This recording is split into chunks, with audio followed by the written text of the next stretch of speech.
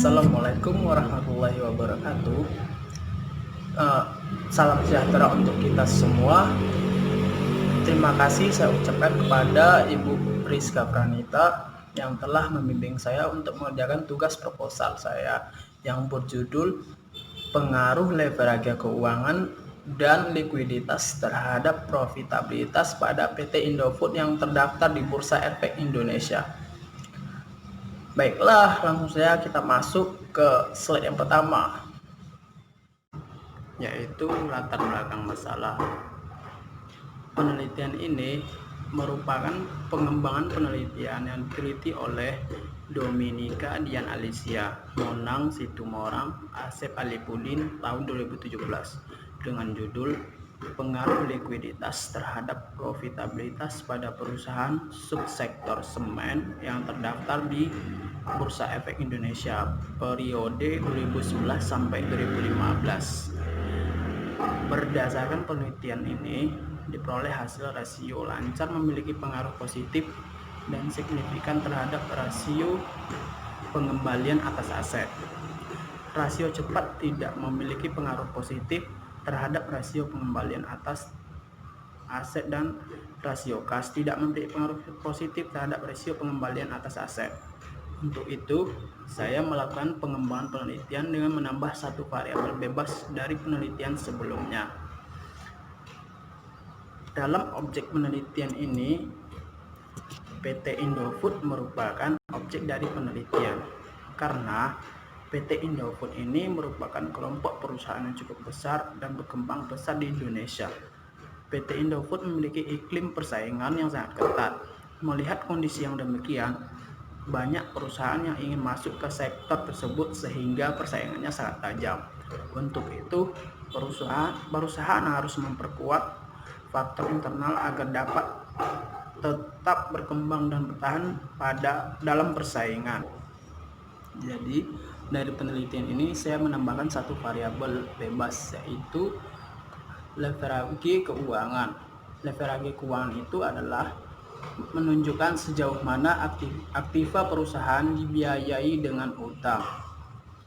Nah, jadi judul lengkapnya yaitu pengaruh leverage keuangan dan likuiditas terhadap profitabilitas perusahaan. Identifikasi masalah. Berdasarkan latar belakang masalah yang telah dijelaskan di atas, maka identifikasi masalahnya yaitu seberapa besar pengaruh leverage keuangan dan likuiditas terhadap profitabilitas pada PT Indofood di Bursa Efek Indonesia. Pesan masalah. Berdasarkan uraian latar belakang di atas, maka dapat dirumuskan permasalahan sebagai berikut. Yang pertama, apakah leverage keuangan berpengaruh terhadap profitabilitas pada PT Indofood di Bursa Efek Indonesia? Yang kedua, apakah likuiditas berpengaruh terhadap profitabilitas pada PT Indofood di Bursa Efek Indonesia? Tujuan penelitian. Atas dasar perumusan masalah, maka tujuan penelitian ini adalah untuk menganalisa pengaruh leverage terhadap profitabilitas pada PT Indofood Bursa Efek Indonesia. Yang kedua, untuk menganalisa pengaruh likuiditas terhadap profitabilitas pada PT Indofood yang terdaftar di Bursa Efek Indonesia. Variabel penelitian. Penelitian ini menggunakan dua variabel bebas dan satu variabel terikat, yaitu variabel independen atau X, yaitu adalah suatu variabel tidak terikat yang keberadaannya tidak dipengaruhi oleh variabel lain. Buka kurung menurut Sugiono tahun 2010. Dalam penelitian ini menggunakan dua variabel bebas, yaitu variabel bebas pertama leverage keuangan, buka kurung X1, variabel bebas kedua likuiditas, buka kurung X2. Yang B, variabel dependen atau Y, adalah variabel yang dipengaruhi atau menjadi akibat karena adanya variabel bebas atau independen. Buka kurung menurut Sugiono tahun 2010. Dalam penelitian ini Peneliti menggunakan profitabilitas atau Y sebagai variabel dependen. Metode penelitian.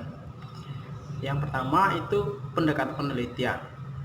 Jenis penelitian ini menggunakan metode deskriptif dan verifikatif dengan pendekatan kuantitatif.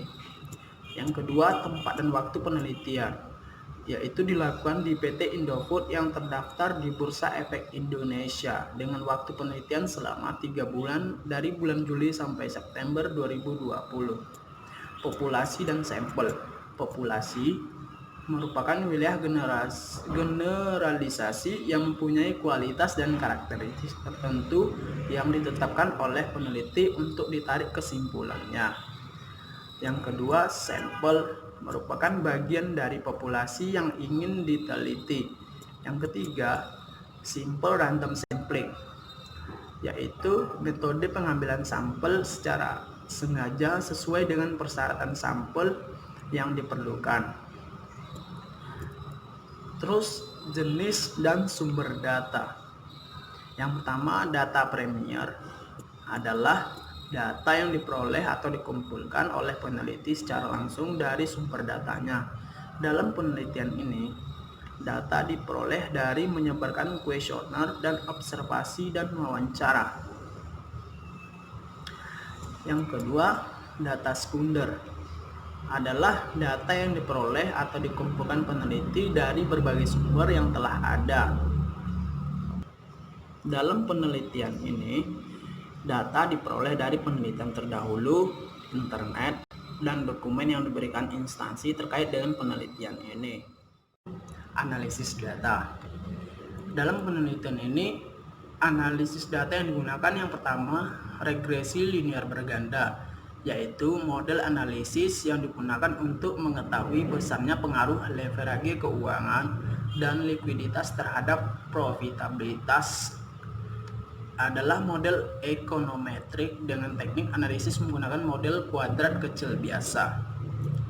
Yang kedua, uji statistik deskriptif, yaitu teknik yang memberikan pandangan kepada suatu data sehingga menjadikan informasi lebih jelas dan mudah untuk dipahami. Yang ketiga, uji asumsi klasik, yaitu pengujian asumsi-asumsi statistik yang harus dipenuhi pada analisis regresi linear yang berbasis ordinary least square atau OLS. Ya, terbagi lagi. Yang pertama, uji normalitas.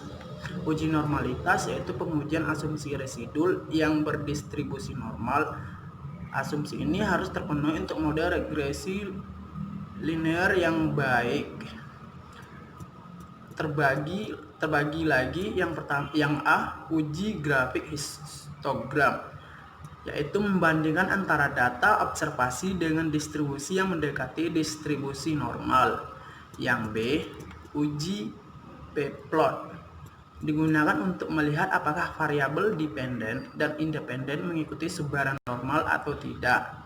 Yang C, uji Kolmogorov atau Smirnov (KS), yaitu pengujian normalitas dengan membandingkan distribusi data yang akan diuji normalitasnya dengan distribusi normal baku.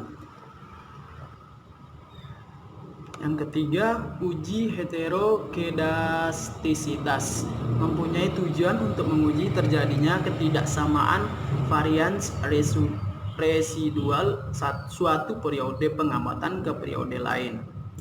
Yang keempat, uji autokorelasi, tujuannya untuk menguji apakah dalam suatu model regresi linear ada korelasi antara kesalahan pengganggu pada periode T dengan kesalahan pada periode T1. Yang H, uji hipotesis. Yang pertama, uji simultan atau uji F. Uji F pada dasarnya menunjukkan apakah semua variabel independen atau bebas dimasukkan dalam model mempunyai pengaruh secara bersama-sama terhadap variabel dependen menurut Ghazali tahun 2016. Yang kedua, uji parsial. atau uji statistik T. Pada dasarnya menunjukkan seberapa jauh pengaruh satu variabel independen secara individual dan dalam menerangkan variasi variabel dependen. Yang kelima, adjusted R-square atau uji koefisien determinasi. Digunakan untuk mengetahui seberapa besar hubungan dari beberapa variabel dalam pengertian yang lebih jelas. Menurut Rusyadi et al. Tahun 2013, koefisien determinasi akan menjelaskan seberapa besar perubahan atau variasi suatu variabel bisa dijelaskan oleh perubahan atau variasi pada variabel lain. Mungkin hanya itu saja uraian dari proposal saya. Lebih dan kurang saya mohon maaf sebesar-besarnya. Terima kasih.